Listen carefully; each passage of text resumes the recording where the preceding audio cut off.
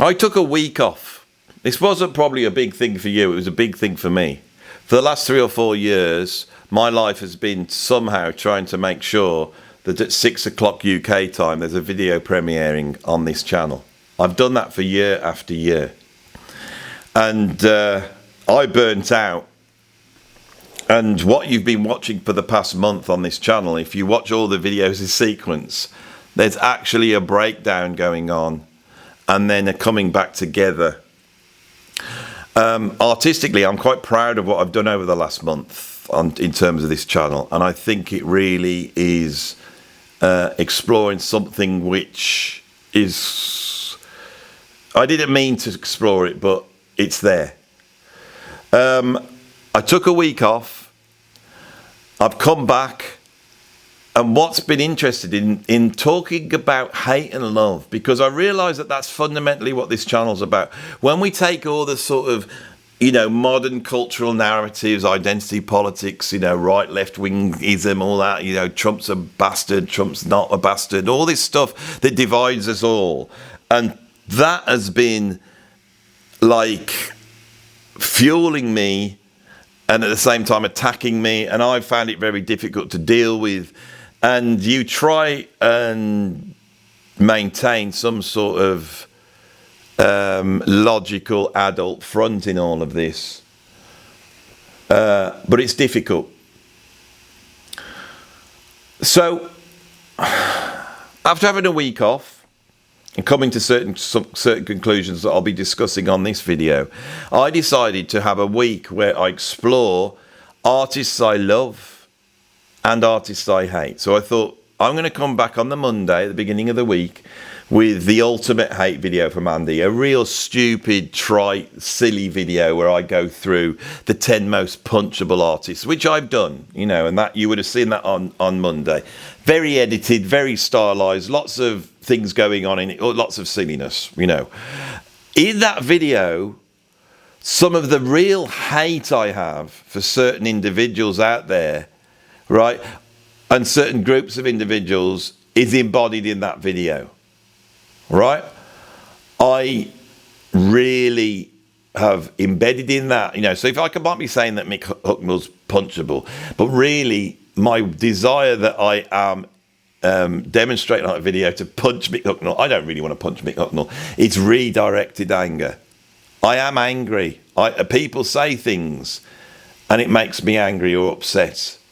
And sometimes people get so low that it goes beyond the factual discussion that you're having and goes to a level where the scumminess becomes really apparent. The realisation I had as I was having a slow breakdown. Now, if you want to know the day the breakdown happened and I ended up in the doctor's not being able to breathe, happened just after I'd made a video called A Day in the Life of a Music YouTuber. That's a comedy video, but it's actually documenting real stuff that's going on at that time. Then, through the nature of those videos, I realised that I'd become a little bit of a sort of Truman Burbank character, that I'm living... That I know that if I can express some sort of emotion, whether it's love or hate or, disdain, whatever it is, when people see that in you, it's compelling.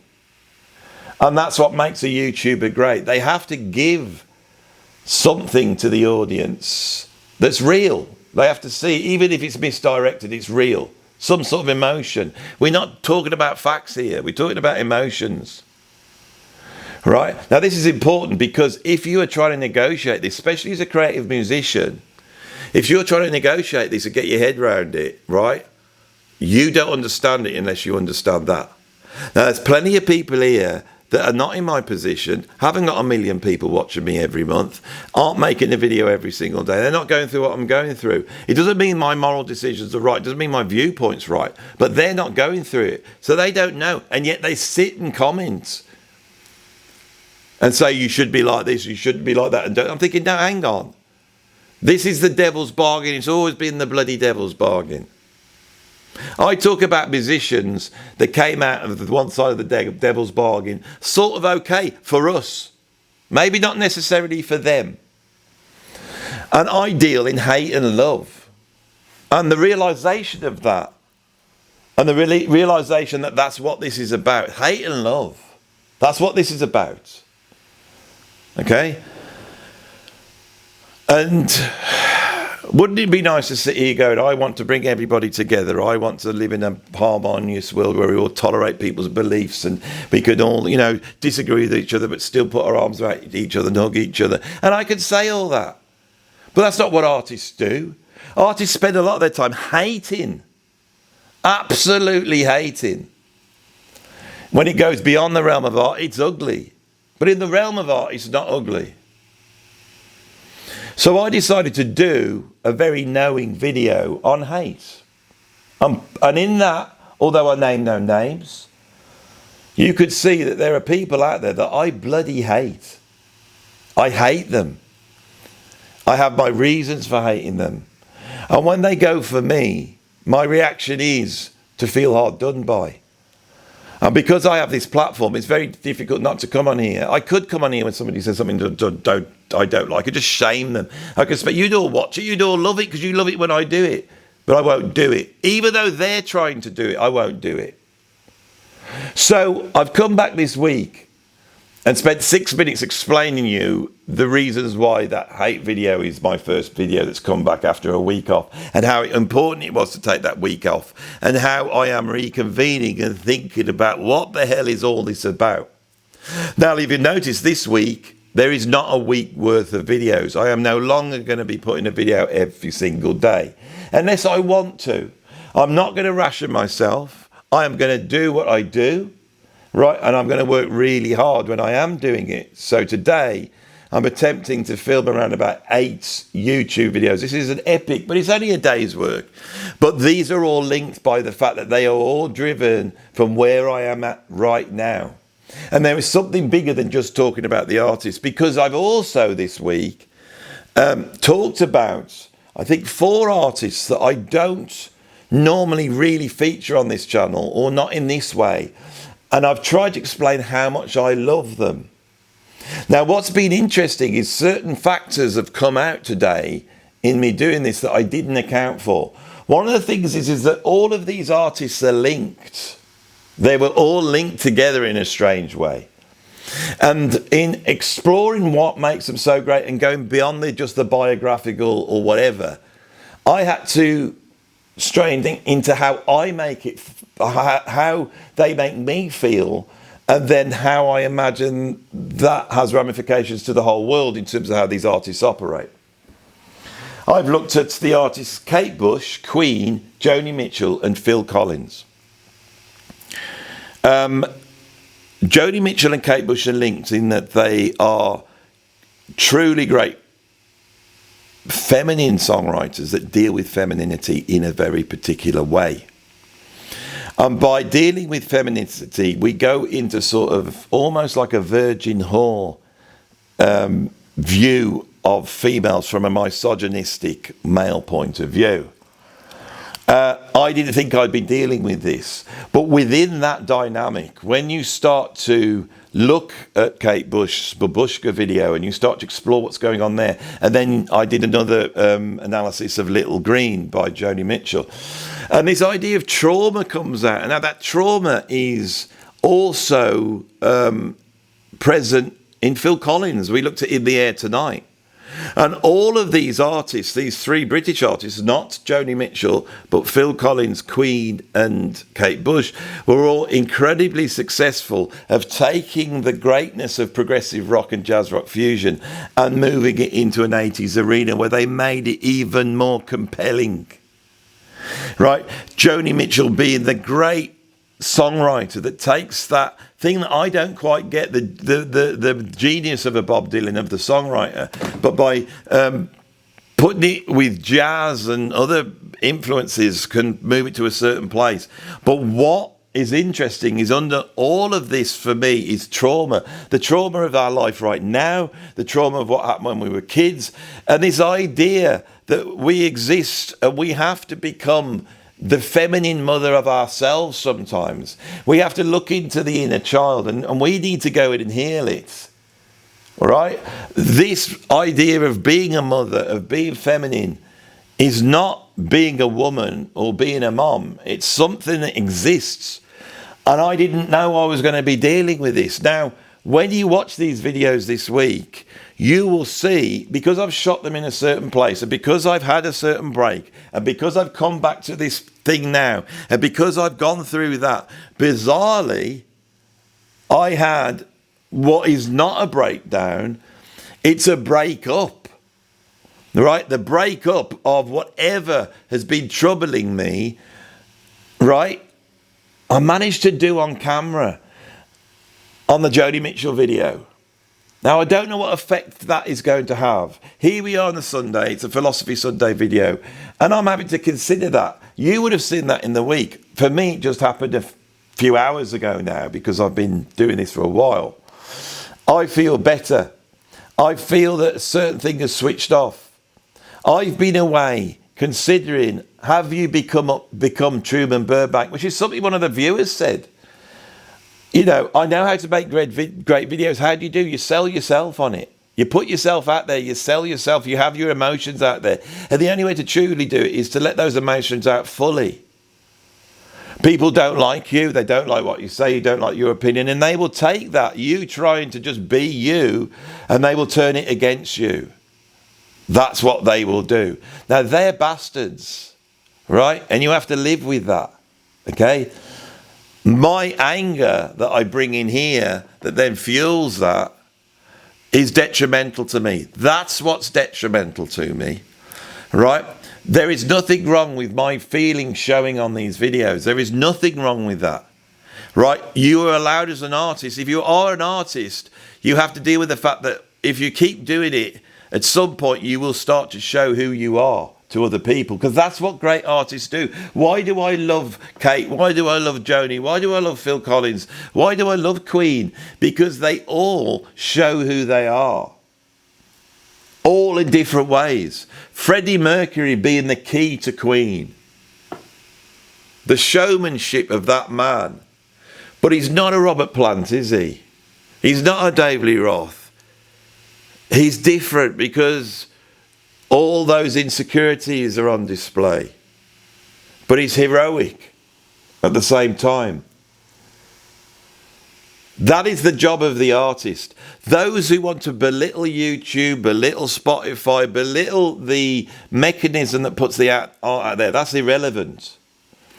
Because what counts is the art, and it's what you're doing, right? It's what you're doing. Nothing else counts. Right, you could be an artist with a pen and paper and writing poems. You can be an artist with a camera going out making films and writing stories and filming them. You could be an artist by picking up a guitar and singing how you feel. But what makes an artist great? That's the title of this. What is true musical greatness? It's the same as what is true YouTube greatness or great blog greatness, whatever it is. It's nothing to do with the mechanism. It's nothing to do with capitalism. It's nothing to do with these things that don't matter. They really don't matter, right? They don't matter when it comes to art. If you want to be making great art, art exists beyond this. It exists in a realm beyond this, all right? Those people who were criticizing me through, and it didn't cause the trauma I've been through recently. It didn't cause it, but it was hard to get away from it when I was so low. What have I done for the past week?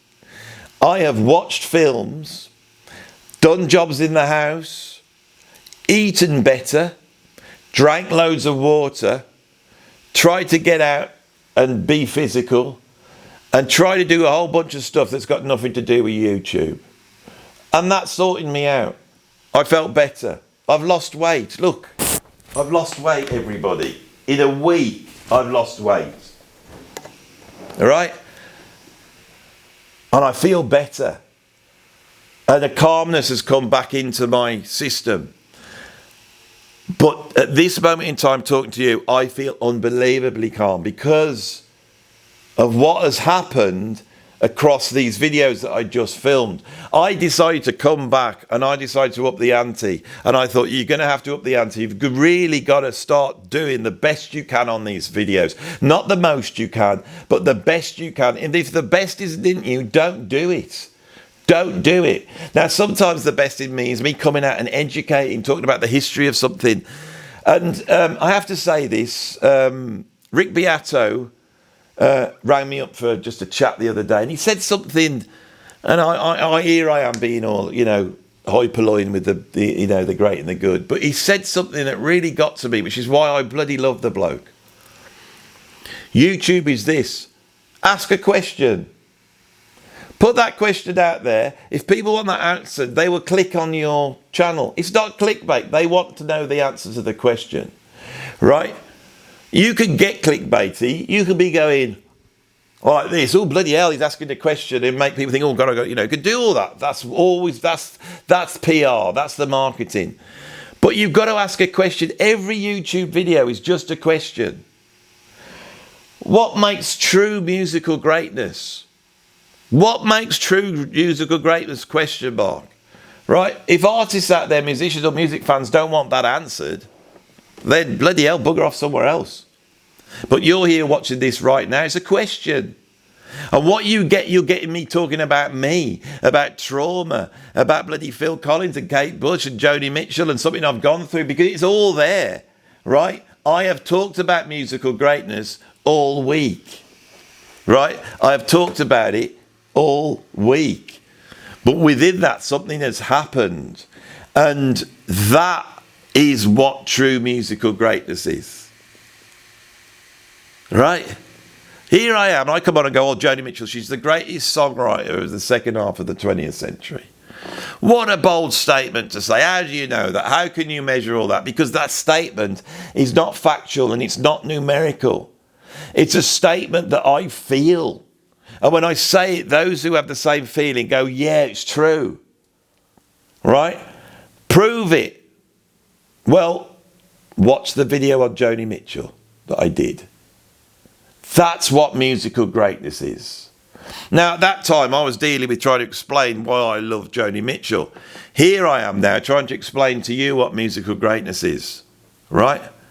Musical greatness is the ability of the artist to communicate that. And I can't even explain what it is. It's more than just emotions.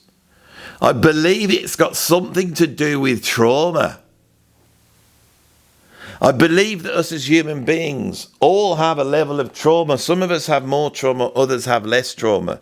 Some people go in have traumatic events happen to them, but it doesn't affect them because they're like warriors or they're like really logical people. But creative people don't deal with that. We're not just dealing with emotions. Creative people are dealing with trauma. So you have to communicate that if you're a great artist. You have to get that across. Joni Mitchell's great because she does that in her voice, in the sound of her voice, in the lyrics, in the guitar chords, in the composition, in the arrangement and the way she performs. It's all there. And it's so powerful that even me just reading out the lyrics triggers in me something which is not negative. What people saw there was not me getting upset. What that was the pinprick. It was the release of trauma. Now that release valve, once it releases, it's not like it's done. It's not like it's done. Right? You have to be able to get in there and release it the whole time because we are all our worst enemies. All of us are our worst enemies because we try and keep going by repressing that. We find that little bit of water squirting away in our system in the bottom of the bowels of the ship, which is us, and we go, just block that up, block that up, block that up. But in reality, it's not like a bloody ship. You've got to let it explode. You've got to let the ship collapse, and you need to get all the bloody wood back together and float and go, right, we start again from scratch, and we hoist ourselves back up. We didn't want to do it, but you have to do it. You have to do it. The trauma, what is trauma? Right? Trauma is, it's like, trauma is like a destructive relationship between hedonism and perfectionism. It's the troublesome and troublesome's not a good enough word. It's trauma is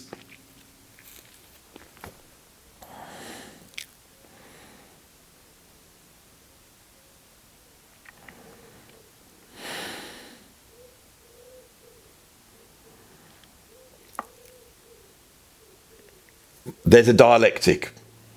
And this dialectic can't be put into words. Art is always dealing with the dialectic, whether it's heaven and earth, whether it's chaos and order, whether it's male and female, whether it's black and white, like Michael Jackson said.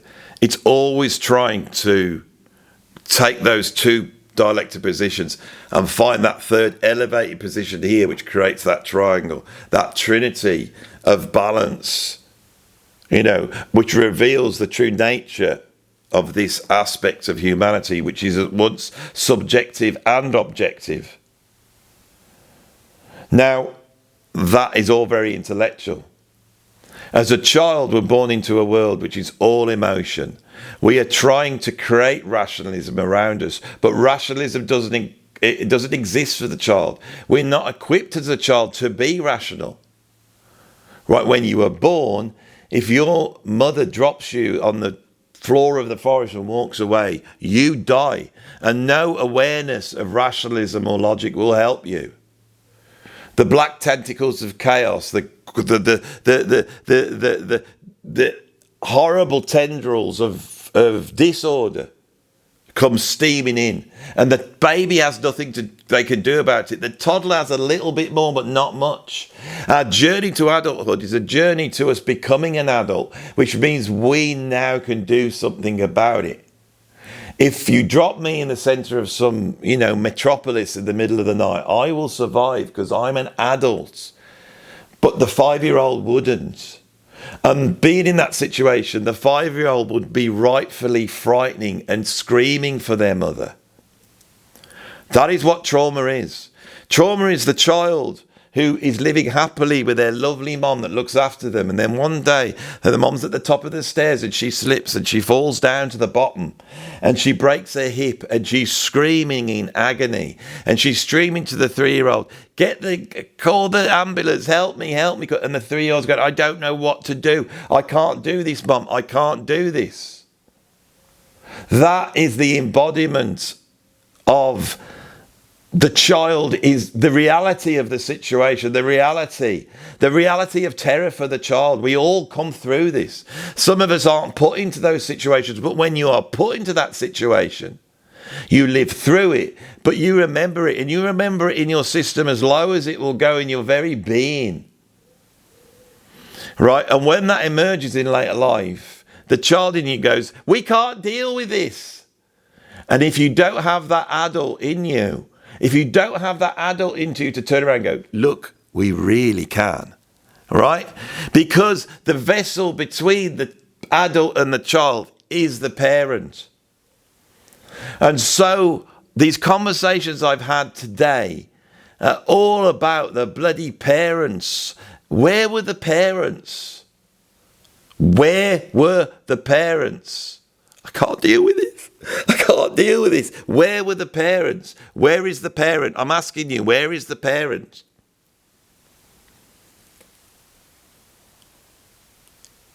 With Phil Collins,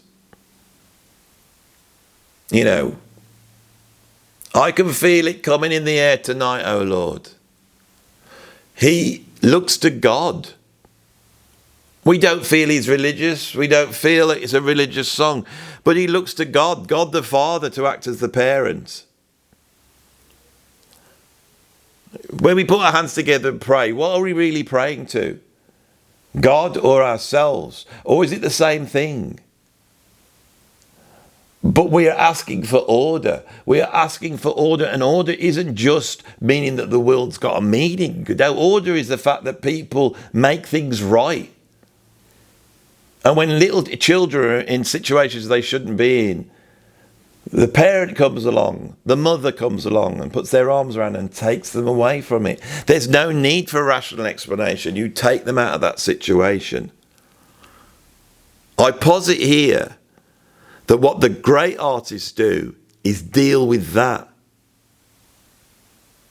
They deal with the trauma of us At once realizing we are alone at the universe and there's no one there to help us and we cannot deal with it. And sometime at some point it will come along and we will not be able to deal with it. And we will be pulled down. And it's true. We are born in our mother's wombs. We are born embraced. And we're born into a world where our mother looks into our eyes and the very vision of them staring at us builds the bloody nerves and structure and, you know, the, what's it called? The big nerve thing that runs down your back. Your spine and the whole, all that is wired up and it's made to be balanced in a certain way. Your system is not your brain, right? You're experiencing everything from your toes through your legs up into your knees to your sexual organs that are down here, right down in the bloody bottom of the boat, your guts, your chest, your breathing. What was happening to me? I couldn't breathe. I couldn't breathe at all. I felt like I couldn't breathe. That was the problem I was happening a couple of weeks ago. Doing the YouTube videos today, when I sat down to do the YouTube videos, I couldn't breathe again, right? The emotion that I am burying, I'm burying it down. How far? In the sexual regions? I talked about Mick Hucknall. He said he bedded 3,000 women because he was looking for love. He was right. He was right. It's all there. Everything's there this week. I have personified what music and art is, and I am saying what this is about. This is a mission statement. This is a mission statement of what I do here on this channel. Right, so people will understand it. So those in the future want to call me names or say I did this, have got to understand that what I'm doing here, that they won't understand, Andy. That's the whole point. You cannot be all things to all people. And the idea I come here, and this is why I hate identity politics, and this is why I hate political correctness, and this is the thing that winds people up, because I keep coming on here and saying it. But I want to be here being me. And I want to be an emotional human being which isn't all perfect, right? I want to embody the nature between hedonism and perfectionism. I want on these channels to have a monologue that you watch and go, yeah, and he's trying, bloody hell, as he hits the mic, he's trying to pull these two things together before our very eyes. He's doing everything he possibly can. And sometimes it's killing him. I'm not going to have some sort of other person's moral identity politic telling me what I should think or feel, right? And even if I agree with the intentions that they have to have that identity politic, I am still not going to follow it. I'll find my own way, thank you very much. And if I used to have to use the artistic trick of going against it, of using catharsism to voice why I hate them trying to control me, trying to control you, trying to control human beings, saying, don't feel this, don't say this, don't have this on your mind, how can that process that you have seen, I have bloody shown it on this channel, right? I've shown it. Every psychologist that's watching this, anybody who's been through that work will see that I was getting more and more stressed out, more and more angry, more and more scared. Because the truth is, we are born in the embrace of our mother. We are. And when we look into the music, whether you're a man or a woman, when you look into that feminine worldview that artists like Joni Mitchell has, or Kate Bush has, or we look at the heroicism that surrounds an artist like Freddie Mercury, who's still able to access their feminine side, or Phil Collins, who might not be accessing his feminine side, but does actually look like a baby. Now, that's a joke. How can you joke at this time, Andy? How can you throw a joke in like that, trying to make out Phil Collins is in the same group as all this intellectual stuff because he happens to look like a baby? Is Winston Churchill in it as well? How can you joke about this? Because that's part of it. The humour, the saying ugly things, saying things that people don't agree with, to try and get to the truth. To try and get to the truth. Why do you have to say that jazz isn't black music? Because their version isn't true. Leave it alone, Andy. I can't. It's not true. It's not true. It's not expressing what actually happened. How do you know? I keep studying it. Right? What does it matter to you? Because it does matter to me. Why? Because it's about love. There's an aspect of love there. They're denying the love that's there. They're denying it. That's why they're so full of hate. That's why I keep going back to it. Yeah, but you look like a bloody racist every day. It does. I don't care. I don't care about some inherited abstract identity politic that's come from somewhere that I've got nothing to do with, telling me that I have to say that jazz is black music or I am a racist. If I don't say that, I am denying somebody their very being. In other words, I'm killing someone by saying it. No, I am not. Don't be fooled by that. Right, don't be fooled by that. Say what you see, say what you feel. If you're wrong, be open and full of with enough love to go, I was wrong there. It's the only way to beat any of this. And that's what the great artists do. The scientists don't do it. The philosophers don't do it. The identitarians like bloody Kimberly Crenshaw, whoever it is, don't do it. It's only the artists that do it. It's just the artists, because the artists are always fundamentally full of love. Always. They always are. But they embody trauma. Why? Because every human being, whether they can deal with it or not, are born within their mother's womb, but they die alone. We die alone and cut off from everybody. All right, we sit there knowing that no one else is in the position we are in, that we have now entered a realm where there is only us and the great big blank field of nothingness that we are looking into, and we are looking straight into it, and we know every one of us will be doing that at a certain point in time. We know it. It's not here now. It might not be here tomorrow.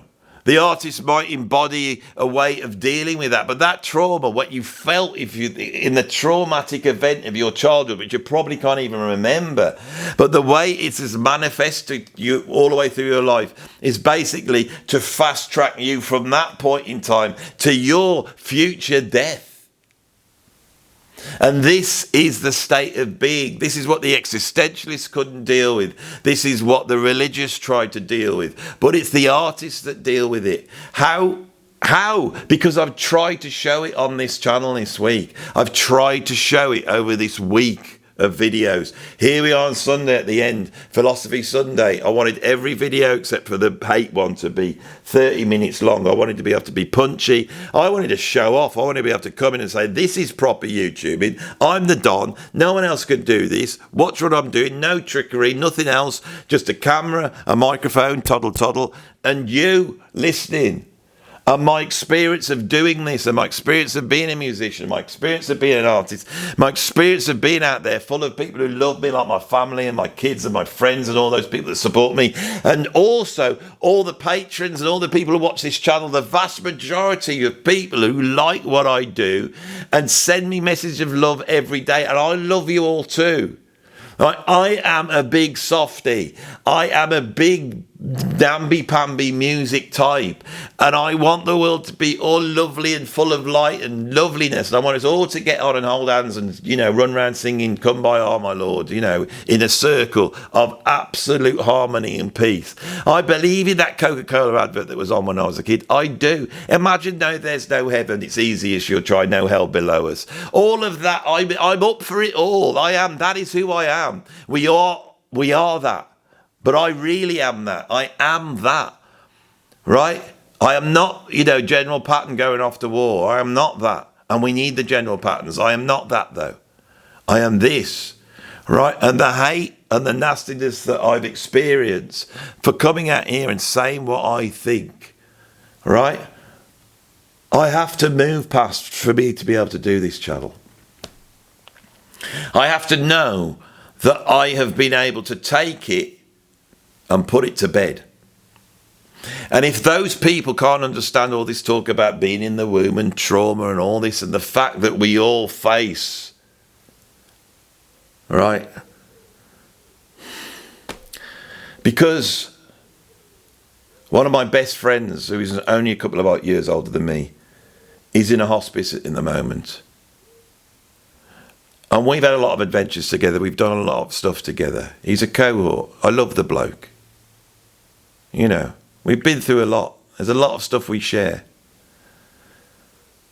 And I can't help but see the world through his eyes at the moment. But he ain't like me. He ain't somebody wimpy. He's a strong bloke and he'll deal with it.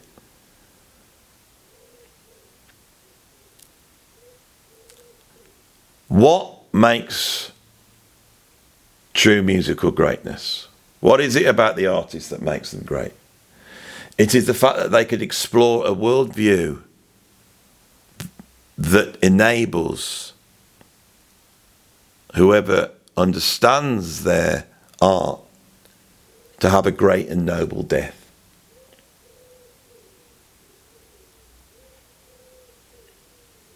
If you can do that, if you can live your life well and die properly, something that existed before the bloody postmodernists and identity, before that, all that lot came along, there was noble virtues that existed in the arts. And the noble death was one of them. There's so many films where we see this. How do you do that? How do you do that?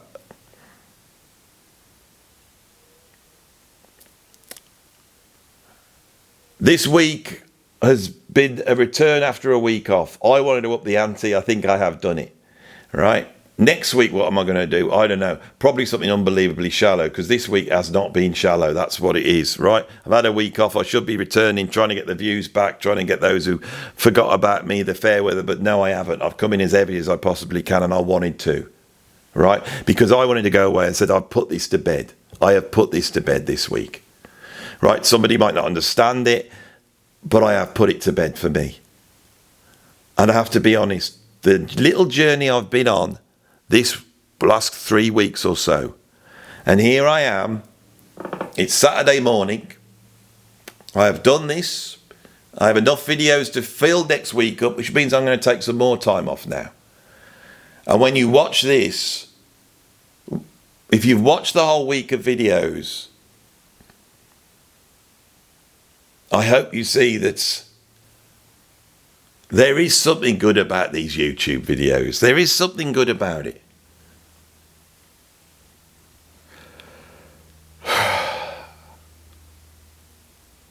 Thank you for watching this video. Stick a like on it and a subscribe, and I wish you all a good